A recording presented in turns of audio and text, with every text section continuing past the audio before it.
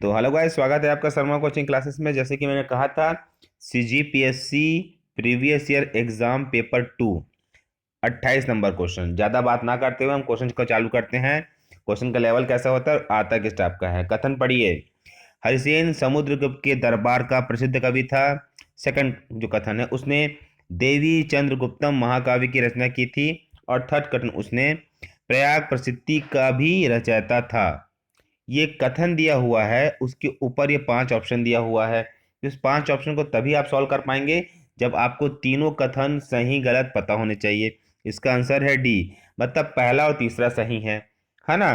तो देखो, आपको क्या करना है कि कुछ भी टॉपिक को पढ़ो तो उसके बारे में पूरा पढ़ो, ताकि अगर इस प्रकार के ऑब्जेक्टिव दे देंगे तो हमको बनाते बनना चाहिए। ठीक है ना। देखते हैं अगला क्वेश्चन। देखेंगे 29 नंबर का क्वेश्चन। सॉरी। कुड़ाई कनाल किस पहाड़ी पर स्थित है? कुड़ाई कनाल किस पहाड़ी पर स्थित है? तो सीधा सीधा इसका आंसर बता दे रहा हूं मैं, सी, पालिनी। पालिनी पहाड़ी पर कोराई कनाल स्थित है। तो देखो, पहाड़ी से भी क्वेश्चन आता है, पर्वत से भी आता है, पठार से भी आता है। तो आप एक लिस्ट बना लीजिए कि आपको कहाँ से कितना पढ़ना है, ताकि आपको उस एरिया का पर्टिकुलर क्वेश्चन आए तो आपको समझ आना चाहिए। और अभी आपको क्या करना है कि अन्नामलाई, बूंदी, पालिनी, अमरकंटक, ये जो टॉपिक दिया हुआ है, इस टॉपिक को कवर कर लीजिए। तुरंत यूट्यूब पे देख के कवर कर लीजिए, या फिर आप किसी भी एग्जाम पेपर या बुक से इस टॉपिक को कवर कर लीजिए। ठीक है। देखते हैं आगे क्वेश्चन क्या है। क्वेश्चन नंबर 30 देखिए। 30 नंबर क्वेश्चन, दो सूची दी गई है और सम्मिलित करना है। देखो, अब क्या किया है कि पूरा पूरा टॉपिक को सम्मिलित करने वाला सूची दे दिया है। इसमें एक तरफ जनजाति दिया हुआ है, एक तरफ उसके एरिया दिए हुए हैं, राज्य दिया हुआ है। तो हर राज्य की जनजाति अगर आपको अच्छे से याद होगी तभी इस क्वेश्चन को आप कर पाएंगे। मैं करा दे रहा हूं, उसका आंसर क्या है। इसका आंसर है ब। ब आंसर है, मतलब पहले का तीसरा संथाल झारखंड, है ना। फिर सेकंड का चौथा भील राजस्थान। फिर सी का पहला टोड तमिलनाडु। फिर डी का अंडमान निकोबार। जारवस डी का अंडमान निकोबार। देखो, तो इससे समझ क्या आता है हमको कि हमको अगर सारे राज्य की राजधानी याद होगी तभी हम इस सही संबंध जोड़ों को बना पाएंगे। तो अगर आप जनजाति पढ़ रहे हैं तो पूरे राज्य के पढ़िए, क्योंकि एक राज्य का नहीं पूछ रहा है, एक कंबाइंड ऑप्शनल सेट करके पूछ रहा है। ठीक है ना। देखते हैं अगला क्वेश्चन। तो देखते हैं 31 नंबर का क्वेश्चन, निम्नलिखित में से कौन सा राष्ट्रीय जल मार्ग नंबर 1 है? देखो, राष्ट्रीय मार्ग अब समझ गए, या तो जल मार्ग पूछेगा या तो नेशनल हाईवे से क्वेश्चन पूछ सकता है ना, पूछ सकता है। तो देखो, 31 नंबर में ऑप्शन दिए हुए हैं, मैं डायरेक्ट इसका आंसर बता दे रहा हूं। राष्ट्रीय जल मार्ग जो है वो है गंगा से भागीरथी हुगली नदी जल मार्ग, है ना, ये उसका आंसर है। तो आप लोग क्या कीजिए, जो बच्चे पढ़ रहे हैं इनके पास समय कम है, वो सभी जल मार्गों को कर लीजिए कि गोदावरी कौन से नंबर का जल मार्ग में आता है, महानदी कौन से नंबर में आता है, ब्रह्मपुत्र कौन सी नदी में आता है। इससे क्या होगा, अगर क्वेश्चन रिपीट करता है तो आपके बनाने के चांस 100% बढ़ जाएंगे। ठीक है। देखते हैं अगला क्वेश्चन। क्वेश्चन नंबर 32 देखिए, आप क्या बोला है। देश में निम्नलिखित में से कौन सा भौगोलिक क्षेत्र सबसे प्राचीन है? भौगोलिक क्षेत्र, है ना। अब देखो, हमको आइडिया हो गया कि सारे ऑप्शन जो दिए हैं ए से डी तक सब भौगोलिक क्षेत्र है। तो इसके बारे में पढ़ लीजिए ना भाई, आपको पेपर ही बताता है कि पेपर क्वेश्चन कहाँ से आते हैं, है ना। तो मैं इसका आंसर करा दे रहा हूँ, वो है सी, मतलब भारतीय प्रायद्वीप पठार सबसे प्राचीन भौगोलिक क्षेत्र है। हिमालय के बारे में पढ़ लीजिए, उत्तर भारत की विशाल मैदान। देखो, ये बहुत सारे बुक आते हैं, यूनिक्स के बुक आते हैं, सीजीपीएससी के लिए एक से एक बुक आते हैं, अलग अलग आते हैं। भूगोल के अलग बुक आते हैं, इकोनॉमिक्स के अलग बुक आते हैं, संविधान के अलग बुक आते हैं। उनमें सब इन सब टॉपिक का जिक्र होगा। तो आप यही से समझिए ना, इस क्वेश्चन को देख कर समझ जाइए कि उसको किस टाइप से पढ़ना है मेरे को। ठीक है ना। देखते हैं आगे, देखते हैं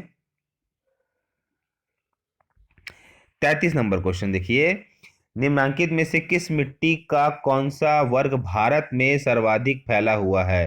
देखो, मैंने ऑब्जेक्टिव टेस्ट में मिट्टी कराया था आपको, आया है क्वेश्चन। आप बोलते हो क्वेश्चन नहीं आता, बिल्कुल आता है भैया, सरल भी आता है, कठिन भी आता है। आंसर है ए, जलोढ़ मिट्टी भारत में अधिक मात्रा में पाई जाती है।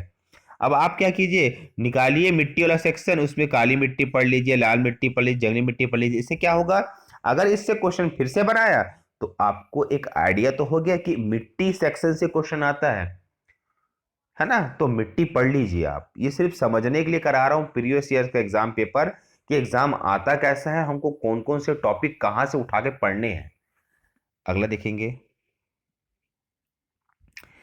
34 नंबर क्वेश्चन देखिए, संसद प्रक्रिया में गिलोटीन का अर्थ क्या होता है। बिल्कुल देखो, ये है संविधान का क्वेश्चन, 34 नंबर का क्वेश्चन। इसका आंसर है ए, विधेयक पर बहस को बंद कर देना। तो देखो, इसी में आप समझ लीजिए कि जो संसदीय प्रक्रिया में जो शब्द का उपयोग होता है, ये आपको बुक में मिल जाएगा लक्ष्मीकांत के सब कुछ। इसका मतलब क्या होता है, इसका मतलब क्या होता है, इसका मतलब क्या होता है, क्या होता है, इससे आप वहां से इस टॉपिक को उठा लीजिए ताकि आपको बिल्कुल हर चीज क्लियर हो सके, ठीक है ना। और लास्ट क्वेश्चन देखिए 35, मतलब लास्ट मतलब ये अभी मतलब जो 35 नंबर देखिए, और भी क्वेश्चन है, और वीडियो को पूरा देखिए। अगर सीजीपीएससी एग्जाम पास करना चाहते हो तो वीडियो को पूरा अंत तक, पूरे 100 क्वेश्चन देखिए इसका, है ना। कल 27 तक कराया था, आज कम से कम 54 तक 50 तक और करा देता हूं ताकि आपको ये सब कुछ क्लियर हो सके। निम्न में से कौन अपने पद की शपथ नहीं लेता। बहुत ही अच्छा क्वेश्चन है ये, इसका आंसर है सी, स्पीकर की को नियुक्त किया जाता है, वो शपथ नहीं लेता। पर आपको क्या करना है बच्चे लोग, राष्ट्रपति के बारे में पढ़ना है, उपराष्ट्रपति के बारे में पढ़ना है, प्रधानमंत्री के बारे में पढ़ना है, मंत्री परिषद के सदस्य के बारे में पढ़ना है, और राज्यपाल के बारे में पढ़ना है, इंडिविजुअल पढ़ना है, कि ऐसे क्वेश्चन उसमें भी आ सकते हैं, ठीक है ना। देखते हैं अगला क्वेश्चन। तो देखेंगे अगला क्वेश्चन, क्वेश्चन नंबर 36 देखेंगे। देखो, संविधान को ना बहुत अच्छा कवर करता है सीजीपीएससी, तो संविधान के क्वेश्चन को ना बिल्कुल आपको अच्छे से पढ़ना ही पड़ेगा, है ना। देखो, अनुच्छेद 352 के अनुसार बाह्य आपातकाल के विषय में क्या सही नहीं है। तो अनुच्छेद 352, 350, 356 ये सब आप पढ़ लो। जब तक आप इसको पढ़ोगे नहीं तो ऐसे क्वेश्चन के जवाब आप नहीं दे सकते, है ना। ऊपर से क्या किया है कि इतने इतना कितना, देखो अगर आप गौर करो, आप गौर करो कितना ऑप्शन है इसमें। अगर आप गौर करेंगे तो देखेंगे 1 2 3 4 5 6 7 8, 8 ठो है। उस 8 ठो में पहचानना है कि 352 में कौन सा अप्लाई होता है। तो कैसे करोगे आप फिर, ठीक है ना। देखो मैं आंसर करा दे रहा हूँ इसका। ये देखो, इसका आंसर क्वेश्चन नंबर 36 का आंसर है सी, है ना। 36 का आंसर है सी। क्या आंसर है, सी। मतलब पहला, तीसरा, पांचवा, चौथा, है ना। तो देखो इसको, देखो अब पूरा पढ़ाऊंगा तो बहुत वीडियो लंबा बन जाता है, बहुत लंबा जाएगा। आप इतना जान लो कि अनुच्छेद की पूरी डिटेल लेके रखो ताकि आने वाले एग्जाम में आपको वो क्लियर समझ आए, ठीक है ना। देखते हैं अगला 37 नंबर क्वेश्चन, सिर्फ हम आइडिया ले रहे हैं यहाँ से। 37 नंबर क्वेश्चन को देखेंगे, भारतीय संघ व्यवस्था में कौन सा एकात्मक तत्व पाया जाता है। संघ मतलब केंद्र। तो पहले मैं आंसर कराता हूं इसका, इसका आंसर होगा डी। मतलब क्या क्या पाया जाता है, राज्यपाल की नियुक्ति पाई जाती है, फिर क्या पाया जाता है, राज्य विधेयक पर राष्ट्रपति की स्वीकृति पाई जाती है, फिर क्या पाया जाता है, संवैधानिक संकट पाया जाता है। तो देखो ये सब क्वेश्चन संविधान में बहुत इंपॉर्टेंट क्वेश्चन है, बहुत बड़े बड़े क्वेश्चन हैं। मतलब 1 2 3 4 5 6 7 ठो देता है, फिर तीन छाटो बोलता है। तो उतना आसान भी नहीं है ना इसको निकालना। तो ऐसे क्वेश्चन को अगर अच्छे से बनता है तभी बनाओ, वरना छोड़ दो, हमको सिर्फ क्वालिफाई करना है, ठीक है ना। आगे देखो, आगे क्वेश्चन देखेंगे। तो देखेंगे गाइस 38 नंबर क्वेश्चन, केंद्र सरकार के गैर योजनागत व्यय के अंतर्गत सबसे बड़ा मद कौन सा है। गैर योजनागत व्यय के मध्य सबसे बड़ा व्यय कौन सा है। आंसर है सी, ब्याज भुगतान। अब आपको क्या करना है, जिनको पढ़ना है वो रक्षा, सब्सिडी, ब्याज भुगतान, पेंशन किस किस एरिया में आता है, इनको कौन से व्यय बोलते हैं, आप देख लीजिए। या बजट आया हुआ है आज का, उसको देख लीजिए, आपको समझ आ जाएगा कि क्या मेरे को करना है और क्या मेरे को नहीं करना है, ठीक है ना। देखते हैं अगला 38 नंबर क्वेश्चन देखिए, आइडिया ले रहे हैं बस क्वेश्चन से हम लोग। देश में वर्ष 14-15 में किस केंद्रीय सार्वजनिक उपक्रम को हानि हुई थी। ये करंट अफेयर है उस समय का। तो उस समय का आंसर था सी, भारत संचार निगम लिमिटेड, वो करंट अफेयर है, मतलब उपक्रम, मतलब याद रखना कि भारत के प्लांट्स के बारे में भी क्वेश्चन आता है सीजीपीएससी में। तो इसको भी आपको ध्यान देना है कि प्लांट से भी क्वेश्चन मेरे को करते हुए चलना है ना। हर चीज को करते हुए चलना है। टॉपिक यहाँ से मिल जाएगा, बुक में ढूंढना है, यूट्यूब में ढूंढना है, पर करते हुए चलना है। अगला देखो 40 नंबर क्वेश्चन देखो। जब भारतीय reserve bank cash reserve ratio में वृद्धि की घोषणा करता है तब इसका अर्थ क्या है? यहां से समझ आ जाना चाहिए कि रिजर्व बैंक के बारे में क्वेश्चन आता है। रिजर्व बैंक के बारे में एग्जाम में क्वेश्चन आता है। आंसर है सी, व्यापारिक बैंकों के पास उधार देने हेतु कम मुद्रा रहेगी। ठीक है, तो रिजर्व बैंक से क्वेश्चन आता है, तो रिजर्व बैंक की स्थापना, उसके वर्तमान गवर्नर, उसके अध्यक्ष, CRR क्या होता है, रिवर्स रेपो दर क्या होता है, सब आप पढ़ लीजिए और आप देखना जब एग्जाम हो जाएगा वही क्वेश्चन फिर आएंगे। ठीक है, इसको पढ़ लीजिए और आगे चलिए। ठीक है, सेक्शन ठीक लगा। अब क्वेश्चन देखेंगे 41 नंबर का, कि निम्नलिखित में से कला क्रमिक आधार पर विन्यास कीजिए। उसके काल के क्रमिक आधार पर विन्यास करना है। इसका आंसर है ए, मतलब पहले RBI का राष्ट्रीयकरण हुआ, फिर सेबी का राष्ट्रीयकरण हुआ, फिर LIC का राष्ट्रीयकरण हुआ, फिर 14 बड़े बैंकों का राष्ट्रीयकरण हुआ। मैं क्या बताया था, इन टॉपिक को देख लीजिए। SBI, RBI, LIC, बैंक्स, इसके क्वेश्चन तो आते ही आते हैं। इन टॉपिक को ढूंढिए और नोट्स बना के उसकी तैयारी चालू कर। देखो मैं क्या बता दे रहा हूँ, ये आइडिया है बस कि यहां से क्वेश्चन आएगा और आपको सॉल्व कैसे करना है, करेगा ना। देखते हैं अगला क्वेश्चन।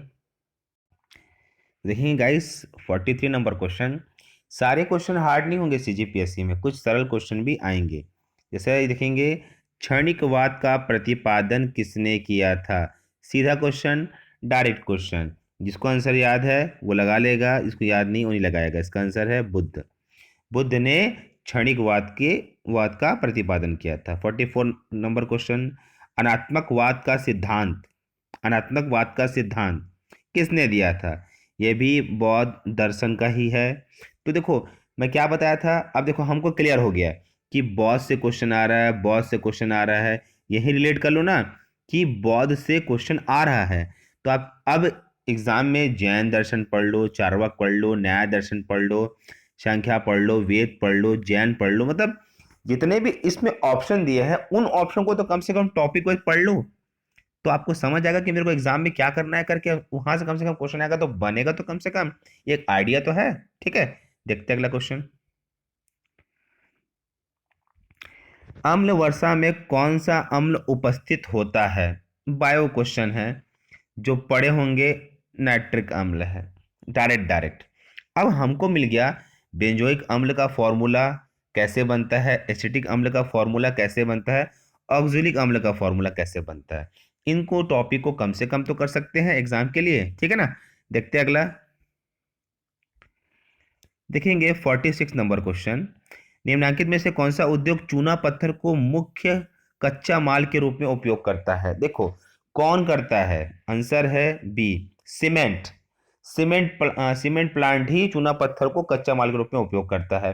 पर आप क्या करेंगे, आप एल्युमिनियम प्लांट के बारे में पढ़ेंगे, उर्वरक प्लांट के बारे में पढ़ेंगे, फेरोमैग्नेटिक प्लांट के बारे में भी पढ़ लेना। अब ये कहाँ मिलेगा समस्या, ये आपको जो भी एक अच्छी मोटी बुक आती है, जैसे परीक्षा मंथन की बुक होती है, यूनिक्स की बुक होती है, टुटरेजा की बुक होती है, वहां पे डिटेलिंग ये सब मिल जाएगा। ठीक है ना। तो आज के नहीं नहीं आज कम से कम 50 क्वेश्चन कराता हूँ, उसके बाद ही छुट्टी करूंगा। ठीक है ना, देखते हैं आगे आगे क्वेश्चन क्या है। तो 47 नंबर देखेंगे। देखो अभी करंट अफेयर से क्वेश्चन आ रहे हैं। निर्मला सीतारमण भारत की किस क्रम की रक्षा मंत्री है? तो देखो इसका आंसर है बी, वो द्वितीय क्रम की रक्षा मंत्री है। अब देखो मैं क्या बताया था, कुछ क्वेश्चन सरल भी होंगे, कुछ क्वेश्चन कठिन। संविधान से क्वेश्चन कठिन बनते हैं, पर करंट अफेयर से क्वेश्चन सरल ही बनते हैं। ठीक है ना, अगला क्वेश्चन देखो 48 नंबर क्वेश्चन। मतलब आपको करंट अफेयर भी करना है, यहां से आपको समझ आ जाना चाहिए। 48 नंबर क्वेश्चन, इंडोनेशिया में आयोजित होने वाले 18वें एशियन खेल 2018 की अवधि क्या होगी? देखो अवधि पूछ दिया है, 18 अगस्त से 2 सितंबर, है ना। ये उस समय का करंट अफेयर है, अभी कुछ और पूछ सकता है। ठीक है ना, आगे देखेंगे 49 नंबर क्वेश्चन। जनवरी 2018 तक किस भारतीय खिलाड़ी ने फुटबॉल में सबसे ज्यादा गोल किए? आंसर है सी, वो है सुनील छेत्री। करंट अफेयर से ऐसे ऐसे क्वेश्चन आते हैं, करंट अफेयर से, जो आपको करना चाहिए, और कुछ सरल और कुछ कठिन मिलेंगे एग्जाम में। आपको अपने नंबर को सिर्फ मेंटेन करके अच्छा मेरिट लाना है, ना कि आपको 100 में 100 क्वेश्चन करके आना है, ठीक है ना। देखना अगला क्वेश्चन करंट अफेयर का, 50 नंबर का। वर्ल्ड शिपिंग फोरम 2017 का आयोजन भारत के किस स्थान पर हुआ? बी, चेन्नई। तो आपको इससे समझ आना चाहिए कि करंट अफेयर का वैल्यू बहुत ज्यादा है। 5 5 7 7 10 10 क्वेश्चन आ रहे हैं, जो कि फ्री के क्वेश्चन है, बनना चाहिए। आज सिर्फ 50 तक डालूंगा, फिर कल और डालूंगा, ताकि फिर कब तब कंप्लीट हो पाएगा, है ना। ज्यादा करने से वीडियो लंबा बनता है, लोगों का इंटरेस्ट डाउन हो जाता है। तो धन्यवाद, थैंक यू। और यही बोलूंगा कि जो भी नए यूजर होंगे चैनल को सब्सक्राइब करेंगे, और जो यूजर मेरे पहले के हैं, प्लीज लाइक द बटन। आप लाइक के बटन को दबाइए, तब मैं खुश हो जाता हूं। Thank you.